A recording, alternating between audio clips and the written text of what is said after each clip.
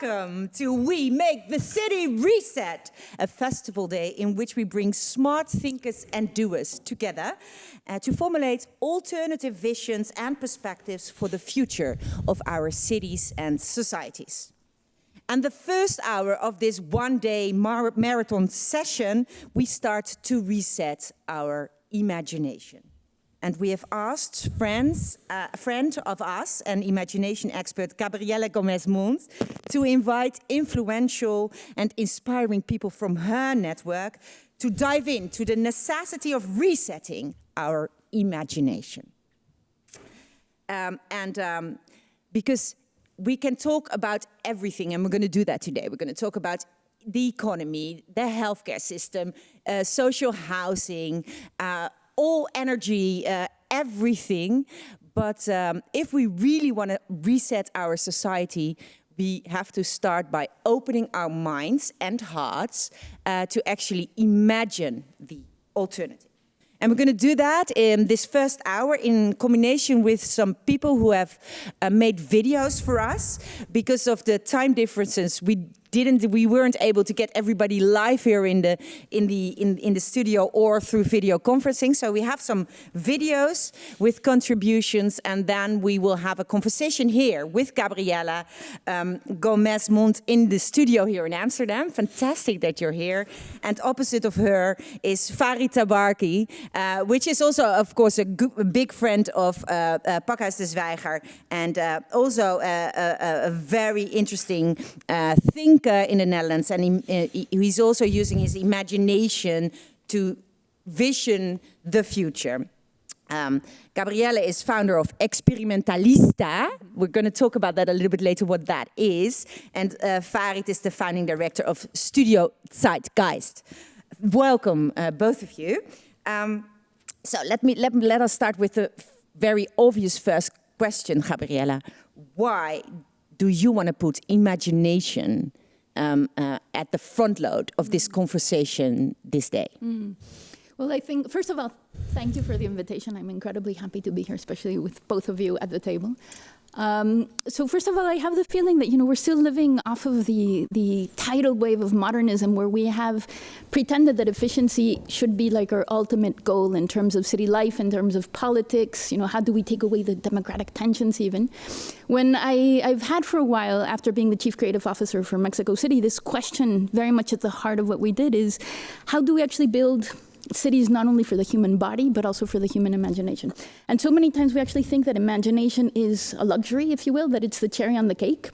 But actually, if you read, let's say, Yuval Harari's book Sapiens, I found it incredibly interesting that he actually traces the reason why suddenly humanity, from not being any more or less important than any other species on the planet, we suddenly overtook the destiny of the planet, and now we're in the midst of the Anthropocene, as we're seeing. And he points to three things of why we were able to articulate socially beyond 150 people. One of them is basically the capacity to imagine the future, and it's also a capacity to tell ourselves a collective story. So that's religion, politics, and culture. So basically, we owe the space of humanity to the ability to imagine. So if we take Oscar Wilde's maximum that when he says that every human crisis is actually a crisis of imagination, what would happen instead of seeing everything that has to do with society, housing, democracy, all of the things that you've mentioned, if we also see it through the lens of imagination, and what are the intangible resources, what are the infrastructures for imagination, and all of those other things that need to get put into place. So we need, I think, to drive all of these very amazing agendas through a lens of how do we engage imaginatively and entice other people to be part of a larger story, and return to that question of how we make meaning collectively, if you will. Yeah. So what I really hope to learn in the coming 50 minutes is what kind of difference does it make if you use the lens of imagination, if we talk about tangible issues, right, of societies today? Because, of course, the world has been thrown into a crisis because of the coronavirus. Everybody is talking about, okay, if we want to, if we are getting out of this crisis, how can we do that in a way in which it also benefits other goals we have as a society? For instance, also dealing with the climate crisis or with the social injustice crisis. So today the title of this festival is Reset. And what does it help us if we look through the lens of imagination? Farid, why is imagination so important if we want to reset our society? Because, as also what Gabriella said, I mean, we come from a certain system, the industrial system, which has its rules, its way of being efficient, etc., etc. And because everything, our language, our procedures, our institutions, our processes are all based on this. So we need our imagination again to rethink, to reset, and create a new set of rules, a new set of way of working together, living together, participate together. And this can only be done if you go outside the frame of our current societies for the last 150 years. And that's a tough one. It's easy to think within the box, within the procedures we have, within the process. But it's really hard to get out of it and see, okay, well, if these are long-term goals, how do we get there? And not with the old system, but with a new system we are currently creating. Yeah, clear. Okay, so you have invited some of your friends or people who inspire you to rethink or to use your imagination. And the first two speakers are going to reset our public imagination. And the video is made by Teddy Cruz, who's a professor of public culture and urbanism in the Department of Visual Arts at the University of California, San Diego. And Vonna Foreman, she is a professor of political theory and founding director of the Center on Global Justice at the same university in San Diego. Let's look at their message.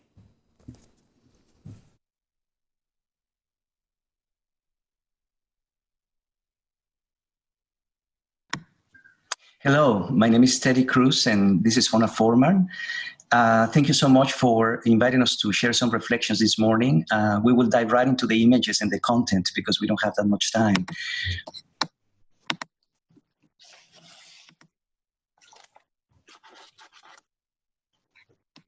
So the American society today is divided between people who will wear masks and those who refuse. Again, we're witnessing a kind of a collision between rugged individualism and collective commitment. Unchecked, this conflict between private and public priorities will remain the single obstacle to healing our society and rebuilding a more equitable and inclusive future as we emerge from the ravages of COVID-19. The coronavirus crisis has become a strange antidote to the myopia of selfish protectionism, through which the idea of freedom has turned into freedom. The virus has exposed the vulnerabilities of our public health system and the dangers of eroding our social safety net. This momentum also reminds us of our radical interdependence, our need for truth and transparency, the guidance of experts, and the effectiveness of cross-sector coordination and trust. Perhaps from all this, a renewed public consciousness might be born. Can this moment instigate a paradigm shift in our public priorities once we bodily reunite? Can we envision the end of greedy capitalism, the reemergence of a more inclusive, progressive welfare state, a commitment to more equitable cities? We, Teddy and I, are a research-based civic and architectural practice located at the San Diego-Tijuana border. We see our border zone as a global laboratory for engaging the central challenges of urbanization today. Deepening social and economic inequality, dramatic migratory shifts, urban informality, climate change, the thickening of border walls everywhere, and the decline of public thinking. It is from this zone of conflict, a region that has been historically criminalized and polarized, that we seek new strategies of coexistence. These are a few building blocks that we see as building a new public imagination. First of all, enough preaching to the choir. Chances are most of us here agree on basic principles of inclusion and social equity, but how do we engage those who don't? We need to infiltrate cultures of opposition, understand their logics of justification, and decode today's frightening social and political reality. We can't underestimate the depth of opposition in our culture or be blindsided ever again. We need to retool ourselves. Let's challenge the imposition of exclusionary political and economic power from everyday acts of resistance in marginalized communities everywhere to our own practices on the ground. Let's design a more stealthful opposition to these anti-public assaults that are descending upon us, that continue, in fact, to exert a violent blow to our collective social, economic, and environmental assets. This begins with cultivating new social and behavioral norms of inclusion and social equity, and shame people who violate them. We need a new citizenship culture that transcends us versus them and is unafraid to condemn what is morally and ethically wrong. That xenophobia is wrong, that isolationism is wrong, and that building border walls is wrong. Let's rethink citizenship beyond the nation state and its obsession with division. We come from the San Diego-Tijuana border region, a contested territory divided by a wall. We have committed our practice to constructing a cross-border citizenship culture based on dignity, mutual recognition, and regional interdependence. At a time when the left and the right seem to be converging in their mistrusts of government, let's demand accountable public institutions that invest in public goods. The bottom-up is resilient and powerful, but let's not surrender the top-down and capitulate to the logics of privatization. In our practice, we believed that the top-down and the bottom-up need to meet to share knowledges and resources, and we need agencies capable of mediating their interface. Let's not abandon our public rights. We have always maintained that the future of the city depends less on buildings and more on reorganizing social and economic relations, a redistributive political economy that assures inclusion. Not only private developers should build the city. Let's co-produce the city with underrepresented communities. Let's redefine affordability through the value of social participation. We need to elevate the role of communities in co-producing housing and share the profits of urbanization. But social justice today cannot be only about the redistribution of resources. We must also redistribute knowledges. We need to translate the knowledge of the bottom up and politically represent it in order to transform exclusionary top-down policy. Zoning has to stop being punitive, preventing socialization. Zoning needs to be a generative tool to reorganize activity and economy at community scales, because the city has to be more than a zone of consumption. It must become again a site of social, economic, and cultural productivity at the scale of neighborhoods. Urban density can no longer be measured as an abstract amount of buildings per area, but instead as an amount of social and economic exchanges per area. The small social and economic adaptations of bottom-up urbanization will transform the largeness of selfish sprawl into a more sustainable, plural, and complex environments. The most emblematic image for us during the civil rights movement in the United States was when Rosa Parks sat where she did not belong. Even though the bus then was public, it was inaccessible to many. Today, we need to move from our abstract and selfish idea of democracy as the right to be left alone to the specificity of urban rights, where democracy is performed in coexistence with others. For us, all of these elements converge in the urgency to transform public space.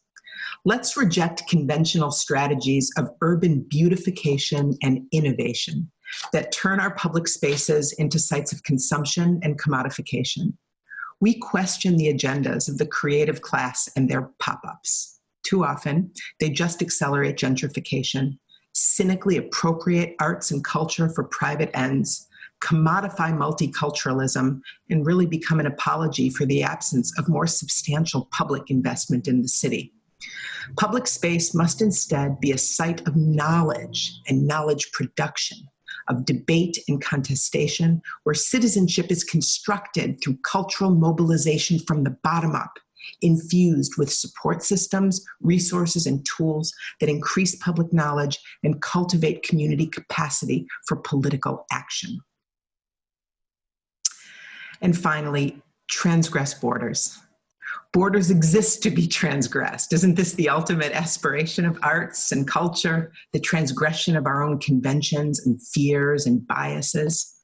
In our practice, transgressing borders means mobilizing the visualization of conflict as a creative tool. This is a political project that involves exposing the institutional mechanisms and histories that have produced today's crises as materials for design.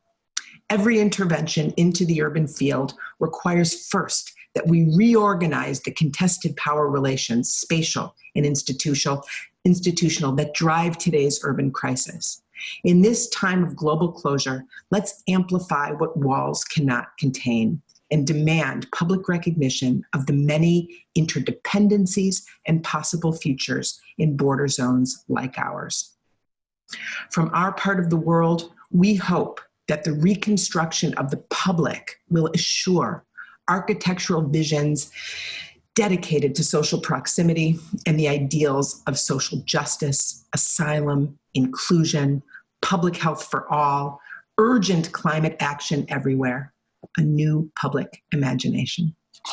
Thank you all so much. We wish we were there with you today for conversation, but we wish you well. And we hope you have a good discussion around these issues. We decided to make them very gestural and broad instead of sharing our specific work of intervention at the border. So thank you for letting us share these ideas. Beautiful. Yes. Thank you so much, Teddy Cruz and Fonna Foreman. I hope you watch this again tomorrow morning when you wake up. Thank you. A first response from you. They offer us 9 building blocks for reimagining the public space, actually, right? And I have the feeling that going to this scale and level of things in terms of the civic and public imagination becomes incredibly important. Because if we speak about moving from the efficient state to an enabling state, I have the feeling that we start thinking about very different things. We start thinking about the resources that become available to people. Yes. And I have the feeling that then the state has to be provoked not only into thinking about vertical ties of how you relate to your constituency, but how do you actually enable for people to relate amongst themselves? Yeah, so horizontally, exactly. Yeah. So this density that they speak of this intensity of social interaction, I think should be one of the measuring tools. And as we were speaking about earlier, many times an efficient state or an efficient city can actually lead to a disconnected social tissue. And that has its own repercussions, perhaps not in the short term, but most definitely in the long term. So how do we then start re-envisioning and creating momentum so that different actors can create individually and collective public value, I think is a much more interesting paradigm. And Teddy, he didn't speak about it this time, but he, for example, got the University of San Diego to invest $9 million, I believe it was, with the city of San Diego. And right now they're creating these really interesting hybrid zones that are research areas for the university, but actually have housing, like social housing embedded in them, and rethinking commons in terms of, how do they do food and energy and everything amongst these smaller communities. And so I have the feeling that when you have an imagination that people can step into, then universities can take on a different role, for example. Yeah. Like you can have universities creating public value with the same resources that would have been for only intellectual theory. Yeah. And I have the feeling that then this becomes completely scalable from large corporations, obviously the government, universities, individuals, neighborhoods, communities, individuals. It's a living lab 2.0, right? I mean, so academics are researching, producing knowledge, but also producing other public values. Interesting. Yeah. Well, and this is the nice thing, I think, we'll really now get into it. Yeah. I think this is all about imagination, because imagination, it has no borders. I mean, we're so in borders when it comes to the Department of Housing, the Department of Social Justice, religious department or whatever, how we structure our societies. And when we're using our imagination, if we look to the system that we're now growing into, it's all related. It's interconnected, as was beautifully presented. So then the question becomes, how do you relate to each other? What kind of role do you have? Because I will remember the last municipal elections here in the Netherlands, and then I'm hosting some of the debates, and then the city council positioning themselves as the highest body of the city. They are the decision makers, and they say, well, we go to the left or the right, which is, of course, a bizarre, from the vertical industrial way of thinking, it makes sense. But it's a bizarre way of thinking, of course, if you want to reconfigure your city and the citizens are part of creating the value and creating the wellness. So it's a complete mind shift of who are we, which role do we play, and how do we activate people around these issues they find important. Absolutely. And if I may add to that, I also find quite interesting their shift from thinking about public space as only the space of entertainment and leisure, but rather to politicize it in the best of ways. Like, how does it become once again a political space where the publicness is not only me and you gathering individually or with our friends, but also what is the excuse for civic infrastructure, if you will. And we worked with a really fascinating researcher in the US, Daniel Aldrich, who had this really interesting study in post-tsunami and nuclear disaster Japan, of thinking, why is it that some towns actually had a much lower mortality rate, as well as what happened with the resiliency, like which ones actually kicked back faster and better. And it turns out that all of them had to do with civic infrastructure that was existing, of the communal kitchens, all of the excuses to get together, to have to negotiate in terms of a public daily life. Because then you knew that your neighbor was elderly and couldn't make it up because they had 45 minutes since the alarm sounded to get to a space of safety. And that also dictated the quickness with which they were able to reconstruct a society. So in a moment like this of narrative breakdown and crises, how do we think about the importance of civic public infrastructure and everything that provokes it, if you will? Interesting. So it's reimagining the public is also reimagining politics. Absolutely. As an essential part of that. And of course, it's interesting that they in San Diego are actually physically near a border, but you're saying it's actually a metaphor as well for all kinds of other borders we have in divisions, which we have created in this 115 years old industrial society where efficiency and vertical power relations are the norm. And now we have to reimagine how actually that looks differently. You are saying, they were also saying that they are trying out all kinds of new things, right? They're actually doing it and learning from it. You are now, you're founded experimentalista. Is that exactly why it's called like that? What are you doing? What kind of experiments are you looking for?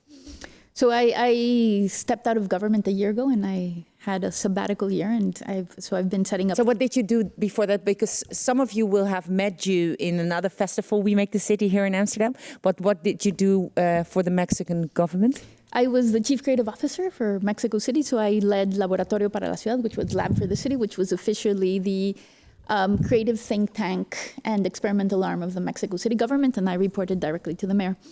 So half of my team came from political urban sciences, and half of my team came from humanities. So hand in hand, you had an urban geographer, a political scientist, internationalist, a lawyer working with people from philosophy and artists and historians and designers, et cetera, et cetera. And because we actually thought that the way that you enter the city and the way that you frame conversations needed to take a step back again from this efficient model of how do we fix this, to rather what type of city do we want to become? Like, what is our idea of a city? And then how do we help articulate whole ecosystems to actually make that happen? Yeah, people should look it up because you did brilliant interventions in the public space, right?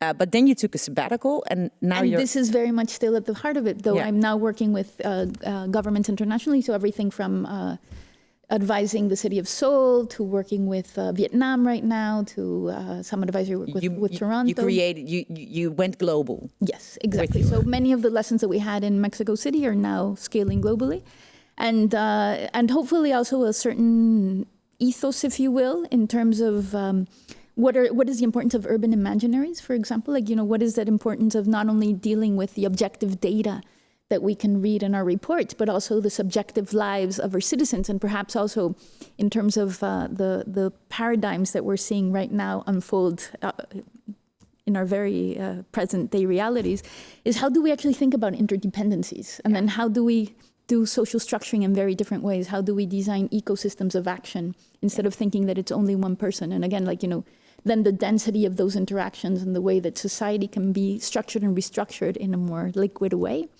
becomes very important in terms of, I think, the future of governance and the future of democracy and the future of city life. Yeah. When you said, how do we do that in a liquid way, you looked at Farid, because, of course, you wrote a book about it. What is doing things in a liquid way? I think that is a necessity to understand. Because, of course, this is not efficiency, this is not structured, this is liquid. What is that? Yeah, what is that? That's a tough one, but let's try to explain it. So the main idea is we come from an industrial society and we go to a liquid society.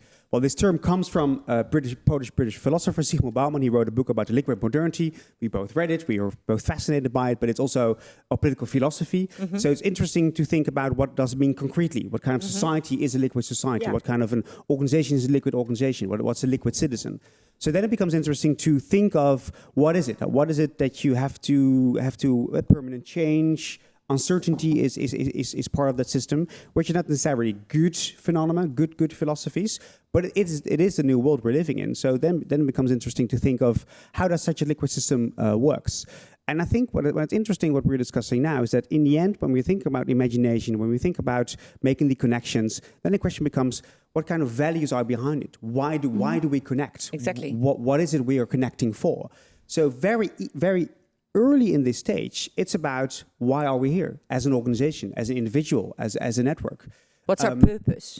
What's our purpose? And then this purpose is something we haven't been discussing for decades. We have no idea, right? I mean, efficiency could be our purpose, in the last couple of decades. But what this connection is really about, that's something we have to find out now and have to call out. And so if you ask me, about citizens, about this discussion, this need for discussion about why are we here, what do we need, what kind of purpose do we give the network? I think that's the real steps we're going to have to take, and that's really tough. I mean, years ago I presented a program on MTV, a political program with all the leaders of the political parties, and the program was in essence about this, about let's imagine 10, 20 years. What happens with my vote now if for a society in 20 years' time?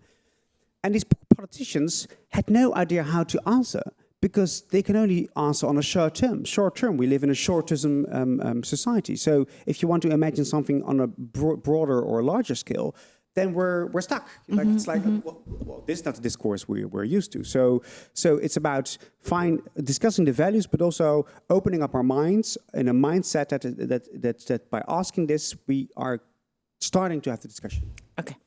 Let's go to the second video presentation. You actually were thought of, and that is reimagining the social or the need for social imagination.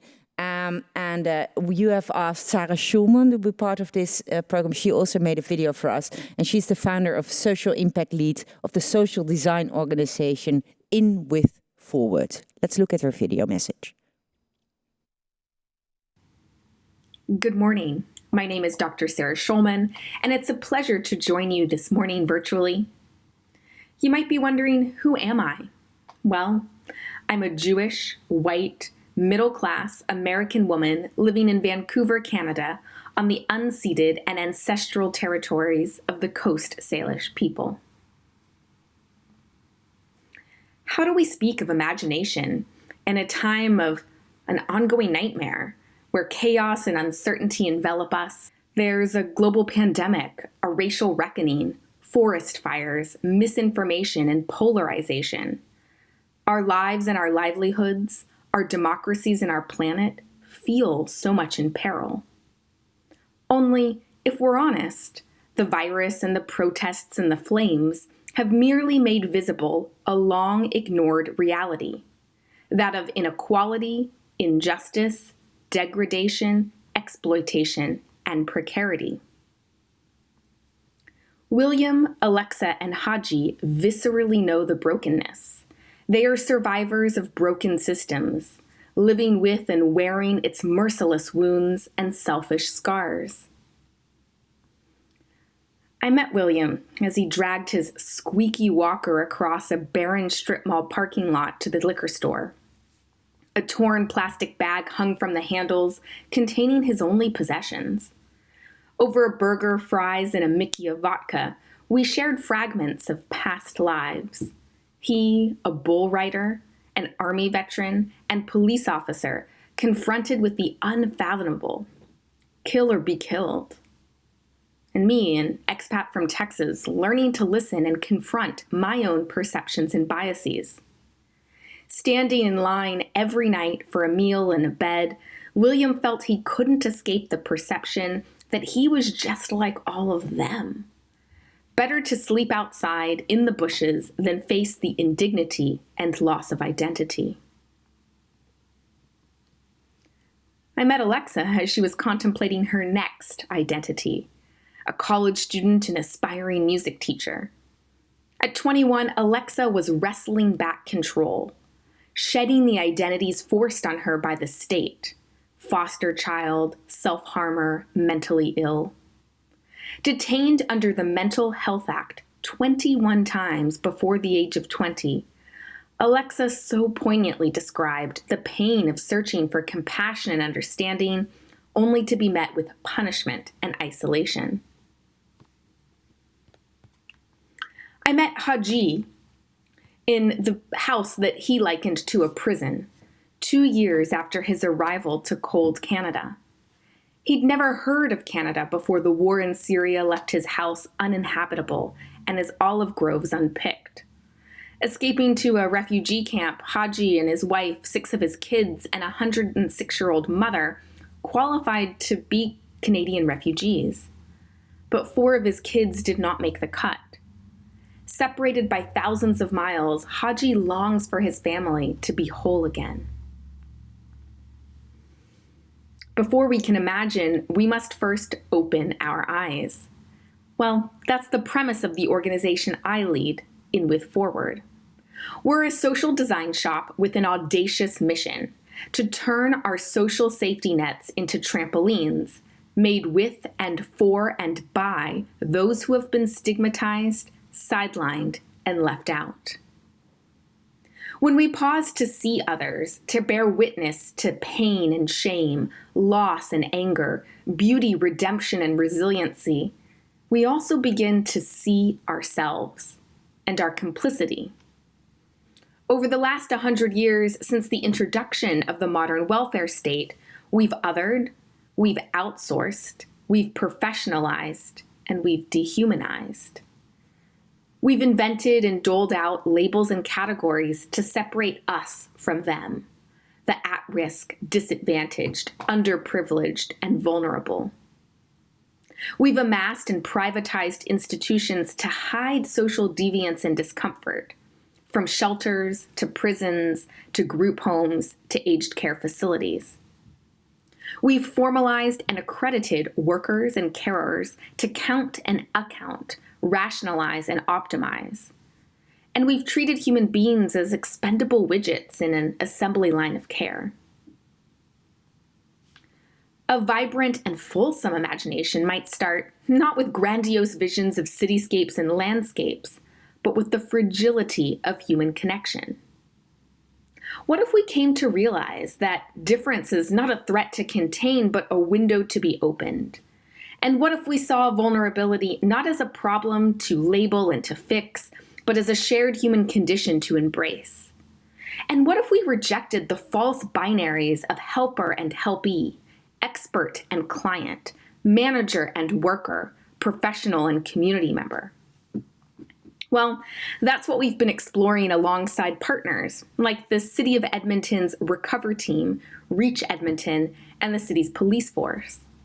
Over the past couple of years, we've collected 59 stories and parsed through 3,000 years of human history to develop a framework, a narrative, and a set of cultural practices for urban well-being that's not about more service or more buildings or more materiality, but it's about more connection to self and body, to one another, to land, to spirit, to culture, and to the gloriously imperfect human project. We're currently co-creating and testing 3 new roles: a morning midwife, a garden host, and something we're calling the alchemist, that put healing and nature and shared histories of place at the core of a renewed social contract. The goal is to curate moments of mutuality and reciprocity between folks living on and off the streets, recognizing that grief, loss, ground, and place can be connective tissues. Over the past 5 years, we've also been in deep collaboration with 3 of British Columbia's largest disability service providers to co-create, prototype, and scale alternative supports. Instead of better and more efficient social services, we're pursuing reinvigorated communities, developing new roles and interactions brought to life in a platform called Kudos between people across the neurodiversity spectrum. And so youth and adults with and without disabilities are connecting on and offline over shared interests, fascinations, and passions, and they're shifting how they come to see themselves and how they see each other. Sociologist C. Wright Mills, writing in the 1950s, coined the term sociological imagination to describe a fruitful form of self-consciousness, whereby we recalibrate the boundaries between the private and the public, leaning into the space between personal biography and collective history. Transformation, then, far from being out of reach, can be within our grasp. If only we could shift from the individual to the relational. Not that this is easy. Rabbi Angela Buchtal reminds us in this 2020 Jewish high holiday season that renewal and rebirth and reimagination requires us first to break and then to breathe and finally to mightily push. That's certainly been our experience. Only in the breaking do we see, and only in the breathing do we reflect, and only in the pushing do we stretch our conception of what is possible. Stretching has become core to our approach. We've found that imagining meaningful alternatives to the status quo requires holding tensions between opposing forces and values, between safety and flourishing, between body and soul, and between behavior and identity.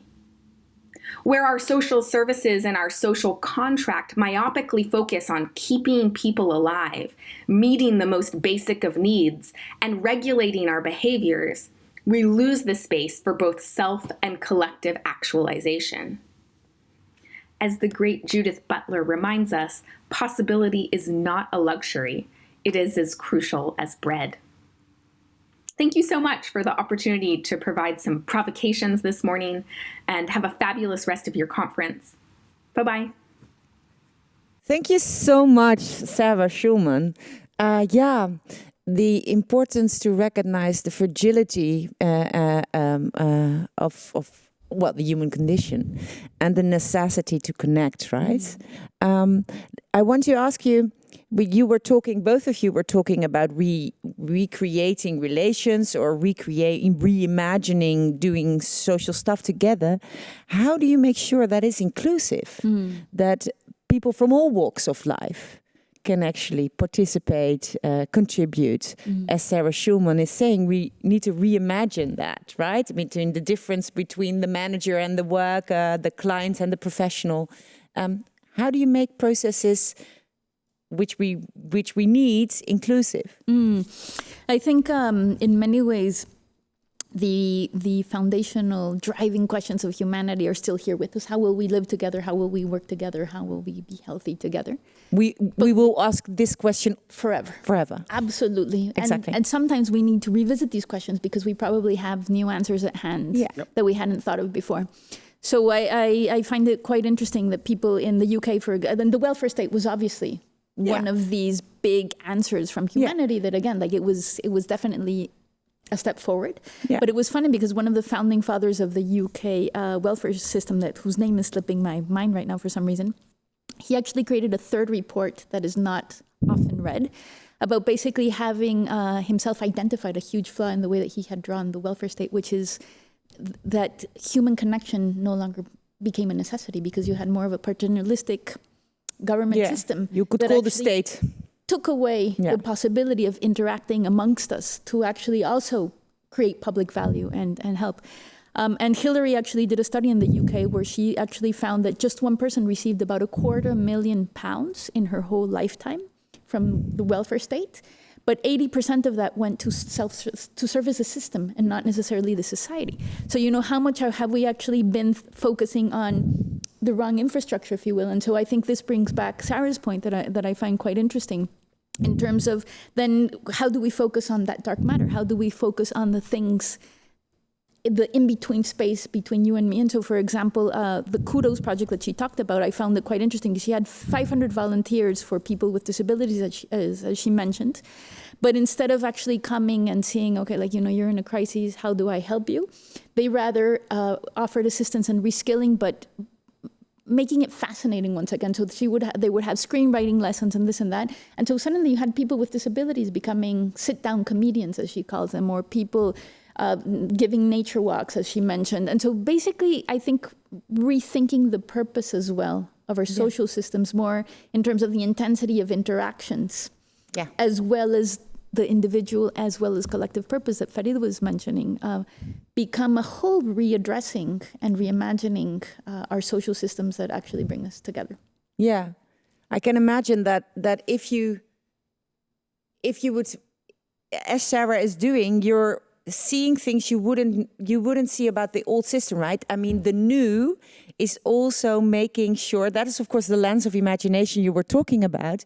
You look at what we created in the past, and then you see the faults it created, right? I mean, the mistakes in it. Absolutely. So the new is also creating a reflection on the old. And if I may add a tiny thing there. So basically what they saw with the Kudos project and the projects that they have now, that it was less about the ills that we usually identify in the welfare state, but it was actually a poverty of experiences, of expectations, and of connections. Yes. And then that actually readdresses so many fundamental questions of how you build institutions. No, this is fascinating because what we're doing actually is we're reducing people, reducing to one role, to one capacity, to being the victim or whatever, where we see that everybody has great capacities, but we're not using the capacities in our system, in how we want to have them able to create a social network by themselves. And of course, we can help them out. You can have the right instruments, the right incentives. But I mean, by reducing somebody to just one part of who you are, then of course that's the baddest start you can think of creating society you would like to have. Yes. And the one interesting thing there is that it seems now with the neuroscience is advancing, is that crises and cortisol actually reduces the size of your imagining brain by up to 20%. Yeah. So actually what happens during a crisis, should we just be thinking about a structure that deals with the crises in terms of survival? Or do we think that perhaps there is also a work that needs to be done in terms of the social, individual, public, collective, civic imagination? And it not only reduces the capacity, but it also reduces the options we use, right? I mean, we see it in the current crisis when a certain amount of experts is being asked to solve it. But we see if they're not interdisciplinary enough, if they're not going from other walks of life, other ways of thinking, we see that we come up with a solution which is not actually a good solution. No. So when it comes to enforcing diversity or enhancing diversity, it's also about understanding, like we're luckily doing in many programs nowadays, that we need different walks of life and different fields of expertise together to navigate in this complex world or make the right connections. Very good. We need to embrace diversity because it makes us stronger. It gives us options we wouldn't have if we wouldn't embrace diversity. Exactly. Very good. Thank you so much for this. I'm going to invite Anab Jain, who's co-founder and director of Superflux, translating future uncertainty into present-day choices. Also one of the persons you wanted to invite to inspire us. Welcome, Anab, through video conferencing. Hello, welcome. Thank you, everyone. Hi. So we're going to use the last 12 minutes of this talk with you and Gabriella and Farid to look at. So we talked about the public, reimagining the public. We talked about reimagining the social and what we need for that. And now we already mentioned it a little bit. How can we actually use these building blocks to imagine the future, right?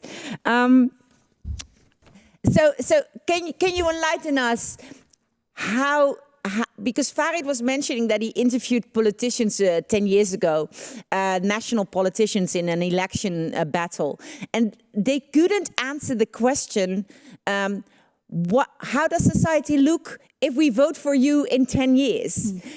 They just weren't able to see that future. How can you teach these politicians to actually do that? That's a big question.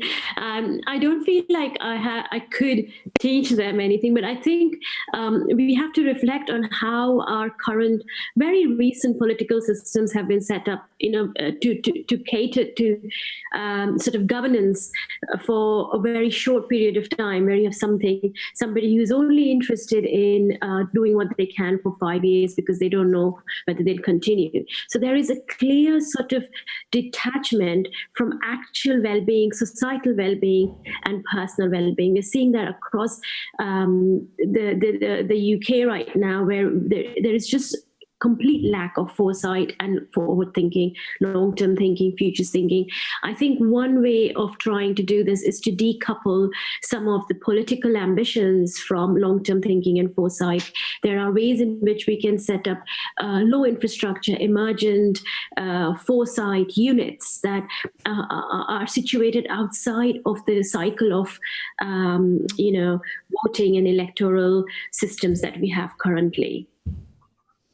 Clear other institutions, yeah. And I'd be curious in terms of your own work on that, because so much of what you do, as you well say, you visit the future for a living. And perhaps part of that public political imagination is also how do we make people lust for certain futures. So very much related to Natasha's question, I really loved what you did in Dubai in terms of the car usage and trying to really convince politicians why it was important to make choices right now. Could you tell us a little bit that story and what happened in the aftermath of what happens when you are actually able to make futures tangible, not only for the constituency, but also perhaps for the politicians, because that's where political imagination actually starts. Absolutely. So we were tasked with imagining and bringing to life the UAE government's energy strategy for 2050. And amongst the various things that we did based on the evidence from the policymakers and their econometric models, one of the small interventions that we did was to kind of bring some of the data around air pollution to life. So we created approximate samples of what the air would be like in around 2036 or thereabouts if our behavior stays the same. And then we invited the members of the cabinet, ministers, members of energy companies, including the Prime Minister, to try and inhale a whiff of that extremely noxious, polluted air from the future. And it kind of was deeply provocative because it brought home the point that a lot of data couldn't, that, this is not the future we want our children to inherit. And I think that kind of embodied, visceral, immediate experience of taking a touch point from the future and bringing it into the present can have a deep impact in a way that a lot of data or sort of visions around or PowerPoint decks around the future can't. So I think that's the work we do. We look at kind of deep data. We look at weak signals. We look at trends, and we try and find what are those moments or touch points or interfaces that might enable people to put themselves into those futures, to reduce that experiential distance from the future, to understand the consequences of the decisions we are making today. Very clear. So you really have to breathe literally that future in, right? You have to experience it. But then the other question is, Farid was already mentioning like the liquid society, right? Where roles aren't clear anymore. You have more roles than one. Things are uncertain. How do you deal with uncertainty in that, embracing that future? That's such a good question. I mean, this is something that I tackle and try and grapple with every day. I don't think anybody has really got an answer. But what is becoming clear is that a lot of our models and econometric models, our capacities for model, our probabilistic assumptions and predictions are not working anymore. We are finding ourselves in situations increasingly where we do not have the tools and capacities to find responses to. We've created a highly, kind of reactive society, and we are not able to our current instruments for measuring uncertainty about the future are just not working. So I would recommend to start thinking about the more creative instruments like narrative, story, cautionary tales, fiction, even activism, tools that help us not just try and find the answer, try and tell us what the future will be, but help us imagine many different possibilities around the future. So I would say that we have to stop thinking of uncertainty as some kind of living with uncertainty as some kind of a meme or a motivational quote, but actually to try and find instruments that help us hold multiple possible futures in view simultaneously and find ways to be able to see those interconnections and interdependencies without going, oh, I'm getting a headache, I need to sit down and get back to my comfort zone. Clear, Farid. Yeah, this is great because it also taps into this question of what kind of competencies and what kind of mindsets do you need in uncertain times. So you can also think of, are we learning the right things? Do we have the right process in place to deal with this uncertainty? And we don't, because all our systems are based on certainty. Mm-hmm. And some kind of certainty is not bad. I mean, you need some balance, you need some security in your life, but maybe we give people the wrong securities or only that we give, and we don't give them enough discomfort, because some discomfort also taps into innovation, new ways of thinking. So we have to rebalance, and this is in essence what the liquid society is about, of course. How do you balance all the times comfort and discomfort? And discomfort and comfort is on the systemic level an interesting question, but also on the personal level. What's for me discomfort? What's for me comfort? And can we have this discussion in a team I work with, and the values that we want to embrace? And if we can build upon that, I think it's okay to have some turbulence. We also have to reimagine security, right? And safe. And what are we going to make sure?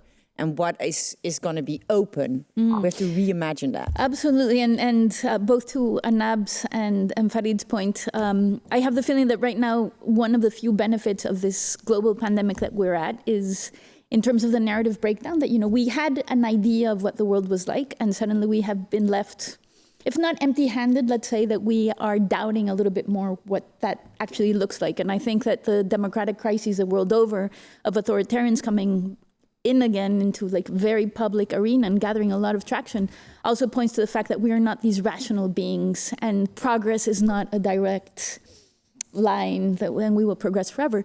So with that narrative breakdown, I also think comes a capacity to re-envision and reimagine. And also one of the things that I'm quite intrigued with the direction that Anab is now taking her work is how do we think not only about cities for the human imagination, as I mentioned at the beginning, but how do we think about the beyond the human city?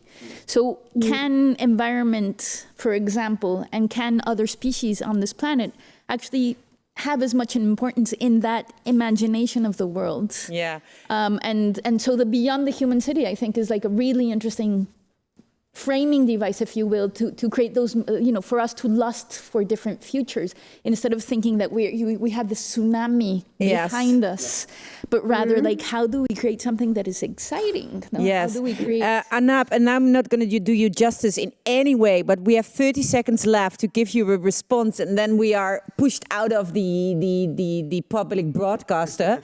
So it's not about humans alone, right? It's an holistic view. Absolutely. Yes. So I would recommend people to go and look at something that I recently published called Calling for a More Than Human Politics. I think that's what Gabriella was referring to, where I'm trying to talk about how we need to move from our thinking about a very human-centered perspective to a more than human-centered perspective, move from the ideas of fixing, technological fixes, to caring, move from the idea of the Anthropocene to the dithering, talk about, let's get out of this constant innovation and start thinking about resurgence, renewal, repair. What would a shift in perspective enable us to do? It would enable us to become a more humble species. It would enable us to live in interdependence with other species, and therefore care for each other. Thank you. That is a beautiful ending of this conversation where we reimagine our lives. Thank you so much. Check out all the Reset programming today. Thank you to our guest and Gabriella. Thank you. Thank you so much.